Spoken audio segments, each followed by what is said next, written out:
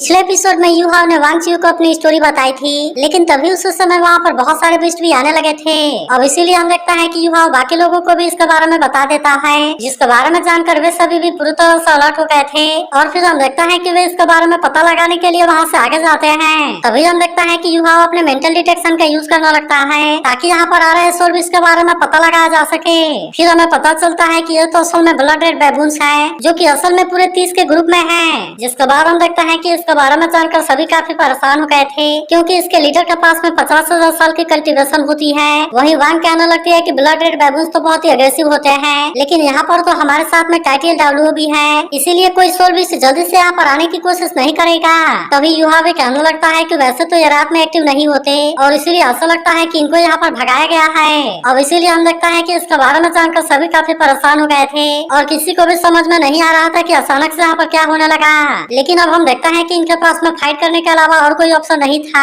इसीलिए deacon Kine से कहती है कि तुम सभी इसके लिए रेडी हो जाओ। जिसके बाद हम देखता है कि वे सभी भी तुरंत इसकी बात मानने के लिए रेडी हो गए थे, इसीलिए वो अपने अपने पावर को एक्टिवेट कर लेते हैं, और हम देखता है कि वे इनका सामना करने के लिए रेडी हो गए थे। लेकिन तभी हम देखता है कि वो ब्लड रेड बैबून बिल्कुल इनके सामने आ गए थे, और वे तुरंत इन पर अटैक करने के लिए भी आने लगते हैं। तब हम देखता है कि यूहाव तुरंत अपने पावर का यूज करके इनको नीचे दबा देता है, जबकि वहीं हम देखता है कि इसके बाकी साथी इन पर अटैक करने के लिए रेडी हो गए थे, और इसीलिए वे इसमें बिना देरी किए इन पर अटैक करना शुरू कर देते हैं। तभी हम देखता है कि वांग चियू भी अपने पावर का यूज करके अटैक करने लगती है, जहाँ पर कि अब इसके सामने कोई भी कुछ नहीं कर पाता। लेकिन तभी हम देखता है कि इनका लीडर भी काफी गुस्सा होने लगा था, और इसीलिए वो भी इन पर अटैक करने के लिए रेडी होने लगता है। तभी से देख यूहाव कहने लगता है कि ब्लड थर्स्टी तो इनका असल में सोल स्किल है, और इसीलिए ऐसे कंडीशन में इनका ऑफेंस और डिफेंस दोनों ही बहुत अच्छे से इंक्रीज हो जाता है, और इसीलिए ऐसे कंडीशन में इनका ऑफेंस और डिफेंस बहुत ही अच्छे से इम्प्रूव हो जाता है। मगर तभी हम देखता है कि बाकी लोग भी पूरी तरह से रेडी हो गए थे, इसीलिए वे भी तुरंत अपने पावर का यूज करने लगते हैं, और हम देखता है कि वे तुरंत इन पर अटैक करना शुरू कर देते हैं। इसके बाद हम देखता है कि कोई भी ब्लड रेड बैबून इनके सामने कुछ नहीं कर पाया होता, और इन्होंने लीडर के अलावा बाकी सबको मार दिया था। मगर तभी हम देखता है कि वो लीडर इन पर काफी गुस्सा होता है, और इसीलिए वो तुरंत यांगमो पर अटैक करने के लिए आ गया था। लेकिन फिर भी हम देखता है कि यांगमो वहाँ से बचकर बहुत ही आसानी से निकल जाता है, जबकि वहीं यूहाव ने अपने आइस पावर का यूज करके अटैक कर दिया था, और अब इसीलिए वो लीडर इसमें फ्रीज हो जाता है। लेकिन अब हम देखता है कि वांग चियू इसे कोई भी मौका नहीं देती, इसीलिए वो तुरंत अपने पावर को फिर से एक्टिवेट कर लेती है, और हम देखता है कि उसने बहुत ही शानदार तरीके से इस पर अटैक कर दिया था, जहाँ पर कि वो लीडर इसके सामने कुछ भी नहीं कर पाता, और इस तरह से वांग चियू ने केवल एक ही अटैक में इसे बेहोश कर दिया था। अब इसीलिए हम देखता है कि यूहाव इस बात से काफी इम्प्रेस होता है, और कहता है कि इसका अटैक तो सच में काफी पावरफुल है। लेकिन अभी भी हम देखता है कि वो लीडर जिंदा था, इसीलिए डीकन काइन से पूछते हैं कि तुम्हें से कौन इसके सोलिंग को चाहता है। तब हम देखता है कि यूहाव इस वांग को देने के लिए बात करता है, क्योंकि डीमन मास्टर सोल वाले स्पिरिचुअल सोल विश को खोजना बहुत ही मुश्किल है, और इसीलिए भले ही ये बैबून स्पिरिचुअल नहीं है, लेकिन फिर भी इसका ब्लड थर्स्टी स्किल बहुत ही यूजफुल है। लेकिन तभी वांग चियू कहती है कि ये इसके लिए सुटेबल नहीं है, और इसीलिए तुम इसे मुझे दे दो।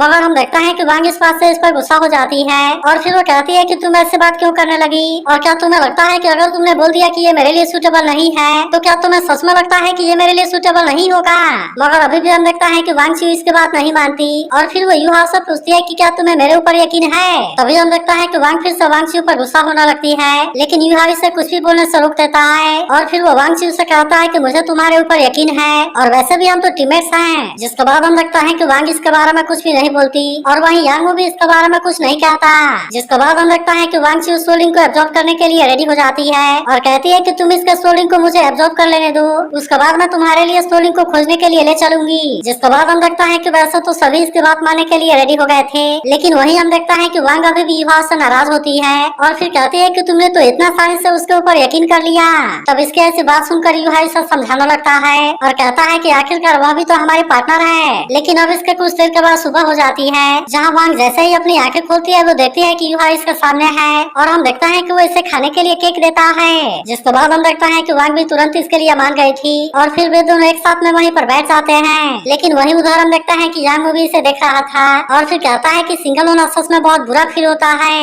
लेकिन वहीं उधर हम देखता है कि वांग चियू सोलिंग को एब्जॉर्ब करने में कामयाब हो गई थी, और इसलिए यांगमो इसके लिए इसे कांग्रेचुलेट करता है। मगर वहीं हम देखता है कि वांग भी इस बात से काफी हैरान हो गई थी, और वो कहने लगती है कि इसकी बॉडी तो सच में काफी स्ट्रॉन्ग है, और इसने तो केवल 3 घंटे में ही 50,000 साल वाले सोलिंग को एब्जॉर्ब कर लिया। लेकिन तभी हम देखता है कि यूहाव को ये बात काफी अजीब लगती है, और वो कहता है कि इसके पास में तो इतनी स्ट्रॉन्ग बॉडी है, जिसके हिसाब से इसके पहले वाले 2 सोलिंग को 1000 ईयर से आगे वाले सोलिंग को जॉब करना चाहिए। अब इसीलिए हम देखता है कि युवाओं को इसके बारे में कुछ समझ नहीं आता और कहता है कि फिर भी ये सेंचुरी ईयर वाले सोलिंग क्यों है। लेकिन वही अब हम देखता है कि वांग चियू सोलिंग को ऑब्जर्व करने में कामयाब हो गई थी और अब इसीलिए वो इनके पास में आने लगती है। लेकिन हम देखता है कि वांग अभी भी इससे नाराज होती है और कहती है कि तुम्हें फिर से क्या चाहिए। तब इस पर वांग चियू कहती है कि चलो तुम्हारे लिए सुटेबल सोलिंग को खोजने के लिए चलते हैं। लेकिन तभी डिकन काई उससे पूछती है कि क्या तुम स्टारडू फॉरेस्ट के बारे में जानती हो। जिसके बाद वांग चियू बताती है कि उसने 1 साल के लिए स्टारडू फॉरेस्ट में प्रैक्टिस किया है, इसीलिए वो पेरिफेरल जोन, मिक्स जोन और कोर जोन के बारे में बहुत ही अच्छा से जानती है। लेकिन अब हम देखता है कि डिकन काई इस पर कुछ भी नहीं बोलती,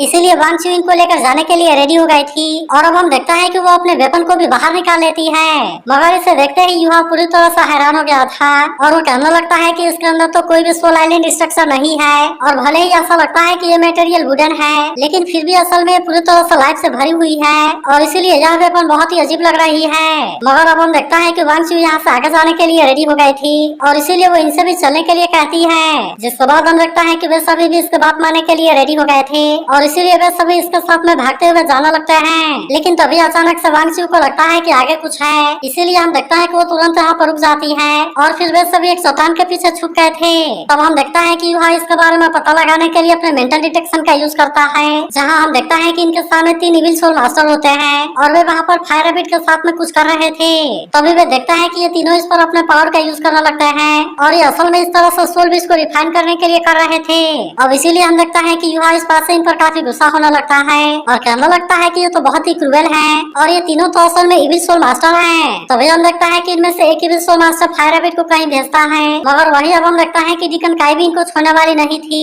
इसीलिए वो वांग और युहा से इन पर नजर रखने के लिए कहती है, जबकि वो यांग और वांग चियू से इसके बारे में पता लगाने के लिए कहती है ताकि इनको पता चले कि आखिरकार इनका मकसद क्या है। जिसके बाद हम देखता है कि वांग चियू के अलावा वे तीनों सुपरवाइजरी टीम के मास्क को लगा लेते हैं और अब वे वहाँ से इसके बारे में पता लगाने के लिए निकल गए थे। लेकिन वही हम देखता है कि वो पावर फिर से वापस लौट कर इनके पास में आ जाती है। जिसके बाद वो कहने लगता है कि आखिरकार हमें उनके बारे में पता चल गया और अब इसीलिए वे यहाँ पर कुछ शुरू करने के लिए बात करने लगते हैं। फिर हम देखता है कि वो इविल सोल मास्टर अपने पावर का यूज करने के लिए रेडी हो गया था और इस तरह से वो यहाँ पर किसी सोल बीज को समन करने लगता है। वही उधर हम देखता है कि वांग और युहा भी इस बात से पूरी तरह हैरान हो गए थे और कहते हैं कि आखिरकार ये यहाँ पर क्या करना चाहते हैं। लेकिन अब हम देखता है कि डार्क गोल्डन बियर पूरी तरह से यहाँ पर आ गया था। वही उधर हम देखता है कि यांग और वांग चियू एक जगह पर आ गए थे जहाँ पर उनके सामने एक अजीब सी गुफा होती है और अब इसीलिए वे इसके बारे में पता लगाने के लिए इसके अंदर जाने के लिए भी रेडी हो गए थे। जिसके बाद हम देखता है कि यांग भी इसके बात मानने के लिए रेडी हो गया था और अब इसीलिए वे दोनों इसके अंदर जाने लगते हैं। लेकिन तभी हम देखता है कि यहाँ पर इनको कोई हलचल दिखाई देने लगती है और अब इसीलिए वे दोनों पूरी तरह से अलर्ट हो गए थे।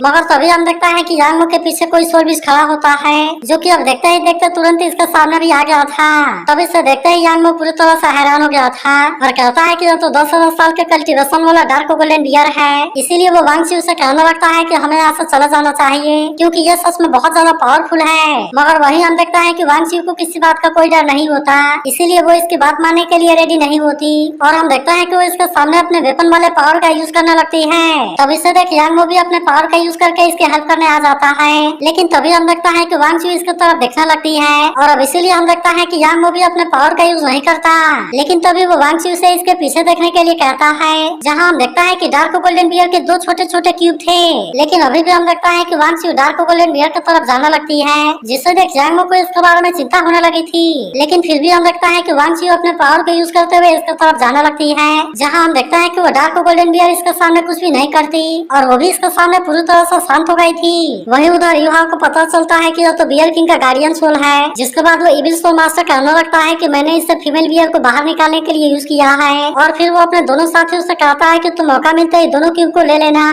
जिससे कि फीमेल बियर ने अभी अभी जन्म दिया है। फिर वो कहने लगता है कि इस तरह से हम इनको अपना पालतू बना सकते हैं और जब वे बड़े होंगे तो जरूर ही परफेक्ट किलिंग मशीन बन जाएंगे। इसके बाद वो कहने लगता है कि फीमेल बियर ने अभी अभी जन्म दिया है, इसीलिए इस समय उसकी ताकत काफी कम हो गई होगी और अगर हम उसे भी मारने में कामयाब हो गए तब इस तरह से हम साथ में सोल बीज को भी ट्रेन कर सकते हैं। वहीं अब हम देखता है कि युवा को इसके बारे में सब कुछ समझ में आ गया था और वो जान जाता है कि डार्क गोल्डन बियर के क्यूब को चोरी करना चाहते हैं। जिसके बाद हम देखता है कि उधर वांग भी इन पर काफी गुस्सा हो गई थी और वो कहने लगती है कि ये तो मदर को मारकर उसके क्यूब को ले जाना चाहते हैं और इसीलिए ये तो सच में बहुत ही इविल है। तभी युवा कहने लगता है कि रात में जिन बैबून से हमारा सामना हुआ था उनको भी असल में इन्हीं लोगों ने इंजर किया होगा। तभी उनमें से एक इविल सोल मास्टर कहने लगता है कि हम तो स्टारडू फॉरेस्ट के लगभग सेंटर में हैं, इसीलिए अगर कोई फेरेसुएस भी स्टार्ट हो गया तो हम फिर क्या करेंगे। तब इस पर दूसरा एविल सोल मास्टर कहता है कि मैंने पहले से इसके बारे में बैकअप प्लान बना लिया है, इसीलिए तुम इसके बारे में कोई चिंता ना करो। और क्या तुम्हें दिखाई दे रहा है कि मेरे हाथ में क्या है। तब हमें पता चलता है कि यह तो असल में श्रेक एकेडमी के सुपरवाइजरी टीम का मास्क है। जिसके बाद वो कहने लगता है कि कुछ टाइम पहले एक लड़के ने मुझे फॉलो करने का कोशिश किया था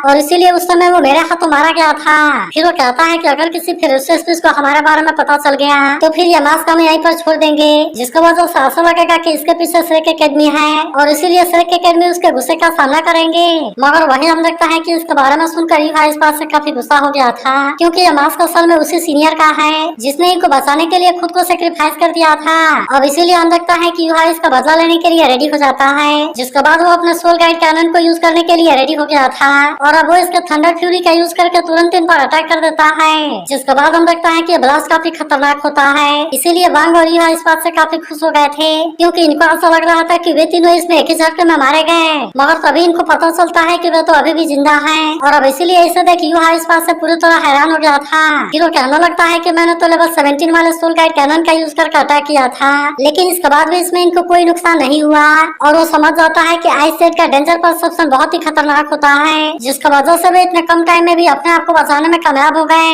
लेकिन तभी हम देखता है कि सोल मास्टर भी इन पर गुस्सा हो गए थे और कहने लगता है कि ये कौन है। तब इस पर युहा कहता है कि तुम्हारा का श्रेक सुपरवाइजरी टीम। और अब हम देखता है कि वो अपने सेकंड सोल स्किल का यूज करने के लिए रेडी हो गया था, लेकिन अभी भी उनको इसके बारे में कोई चिंता नहीं होती और वो कहने लगता है कि तुम्हें लगता है कि तुम इतना आसानी से हमारे हाथों से बच सकते हो। अब इतनी बात कहने के बाद हम देखता है कि वे भी अपने पावर का यूज करने के लिए रेडी हो जाते हैं, जहां हम देखता है कि वे तीनों अपने सोल बीज को भी बाहर निकाल लेते हैं और अब इस तरह से वो इनका सामना करने के लिए रेडी हो गए थे। तब इससे देख वांग कहने लगते हैं कि इनकी कल्टीवेशन लेवल तो बहुत ही हाई है और बिल्कुल सेम लेवल वाले सोल बीज इनकी हेल्प कर रहे हैं और इसीलिए ऐसा लगता है कि ये तो काफी डेंजरस है। तभी युहा वांग से कहने लगता है कि तुम जाकर उनको खोजो और तब तक मैं इनको भटकाता हूँ। लेकिन इस पर वांग कहती है कि मैं इनको भटकाती हूँ और तुम जाकर उनको खोजो। वही उधर हम देखता है कि वे सोल मास्टर अटैक करने के लिए रेडी हो गए होते हैं, लेकिन तभी हम देखता है कि यहाँ पर इनके पीछे कोई आ जाता है, जहाँ हमें पता चलता है कि ये कोई और नहीं बल्कि वही फीमेल बियर है और इसके साथ में यहाँ पर वांगचियो भी आई हुई थी। जिसके बाद हम लगता है कि ये सीन काफी शानदार लगता है और अब वो इनका सामना करने के लिए रेडी हो गई थी। तब इसे देख एविल सोल मास्टर पूछता है कि तुम कौन हो, जिस पर वांगचियो कहती है कि जो तुम्हें मारने वाली है। लेकिन अभी भी हम लगता है कि एविल सोल मास्टर को इसके बारे में कोई चिंता नहीं होती और वो तुरंत अपने सोल बीज को इस पर अटैक करने के लिए भेज देता है। जिसके बाद हम देखता है कि सोल बीज की स्पीड काफी फास्ट होती है, इसीलिए वो डार्क गोल्डन बियर इसके सामने कुछ भी नहीं कर पाती, जबकि वही वो सोल बीज इसे इंजर्ड करने लगता है। लेकिन तभी हम देखता है कि वांगचियो को इसके बारे में पता चल गया था, इसीलिए वो भी अपने वेपन के पावर का यूज करने के लिए रेडी हो जाती है, जहाँ हम देखता है कि वो सोल बीज अब इसके सामने कुछ भी नहीं कर पाता और जबकि वही वांगचियो अपने वेपन का यूज करके इसे बहुत ही आसानी से इंजर्ड कर देती है। जिसके बाद हम देखता है कि डार्क गोल्डन बियर भी इस पर अटैक कर देती है और अब इसीलिए उस एविल सोल मास्टर की कंडीशन खराब होने लगी थी। तब इससे देख वांग कहने लगती है कि सोल बीज बहुत बुरे तरीके से डैमेज हो गया, जिसकी वजह से एविल सोल मास्टर की कंडीशन भी खराब हो गई और इसीलिए क्या ऐसा काउंटर अटैक सोल मास्टर के साथ में भी हो सकता है। तब इस पर युहा ऐसा समझाता है कि वो ऑर्डिनरी सोल बीज से काफी अलग होते हैं और इसीलिए वे तो केवल टूल हैं, लेकिन वे सोल बीज इनके सोल के साथ में पूरी तरह से इंटीग्रेट हो जाते हैं। तभी हम देखता है कि वे एविल सोल मास्टर वांगचियो पर अटैक करने के लिए रेडी हो गए थे, इसीलिए हम देखता है कि डार्क गोल्डन बियर भी इन पर अटैक करने के लिए चली जाती है। वहीं उधर हम देखता है कि वांगचियो इनका सामना करने के लिए रेडी हो गई थी, जहां हम देखता है कि वो अकेले होने की वजह से इनके सामने कमजोर पड़ने लगती है और इसीलिए वो अभी इनके सामने ज्यादा कुछ नहीं कर पा रही थी। तभी इससे भी हम देखता है कि वे दोनों ही सोल मास्टर वांगचियो पर अटैक करने की कोशिश करते हैं, लेकिन डार्क गोल्डन बियर इनके अटैक को रोक लेती है। मगर फिर भी हम देखता है कि यहाँ पर बहुत सारे सोल बीज आ गए थे जो कि चारों तरफ से अटैक करना शुरू कर देते हैं और अब इसीलिए वांगचियो भी इनका सामना करने के लिए रेडी हो गई थी। लेकिन तभी वांग और युहा भी समझ जाते हैं कि वांगचियो डेंजर में है और अब इसीलिए हम देखता है कि वे दोनों भी इसकी हेल्प करने के लिए आ गए थे और वे बाकी दोनों एविल सोल मास्टर के अटैक को रोक कर इसे बचा लेते हैं। इसके बाद हम देखता है कि वे अपने अपने पावर का यूज करके अटैक करना शुरू कर देते हैं, जबकि वही उधर हम देखता है कि वांगचियो भी गोल्डन ड्रैगन रिलीज स्वॉर्ड को यूज करने के लिए रेडी हो जाती है और अब इसका यूज करके उसने बहुत ही खतरनाक तरीके से अटैक कर दिया था। अब इसीलिए हम लगता है कि वे सोल भी इसका ऐसे अटैक के सामने कुछ भी नहीं कर पाते और इस तरह से वांगचियो इनको बहुत ही शानदार तरीके से टक्कर देने के लिए रेडी हो गई थी। तो अगर एक्सप्लेनेशन अच्छी लगी हो तो इस वीडियो को लाइक और इस पर एक कमेंट जरूर कर देना और अगर आप इसके अगले एपिसोड के लिए एक्साइटेड हो तो इसके बारे में भी जरूर बताना।